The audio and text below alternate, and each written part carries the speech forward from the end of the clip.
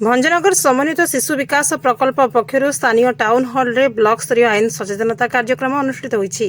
मुख्य अतिथि भावे विधायक प्रद्युम्न कुमार नायक और सम्मानित अतिथि भावे एनएससी उपाध्यक्ष शुभश्री दास, ब्लॉक अध्यक्ष नरीसभा नायक, जिला पीओजी नागरत्नम, सीडीपीओ नीलिमा कुमारी पंडा, आईनजीवी अलका मंजरी पट्टनायक, संतोष कुमार नायक, मनोज पट्टनायक, स्निग्धा दास, एसडीआईपीआर गौरीशंकर सतपथी, साधनाकर्मी दाशरथी त्रिपाठी, केएसयूबी और सावित्री महिला महाविद्यालय अध्यापक अध्यापिका एवं मिशन शक्ति ब्लॉक संयोजक और अंचल परिदर्शिका प्रमुख उपस्थित थे। महिला अधिकार सुरक्षा और निर्यातना प्रतिकार पर रही विभिन्न आईन उपरे सचेतन करा जायतिला।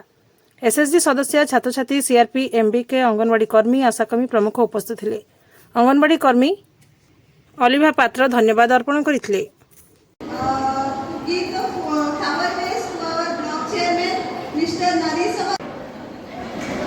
Kindly request to all the colleagues, benches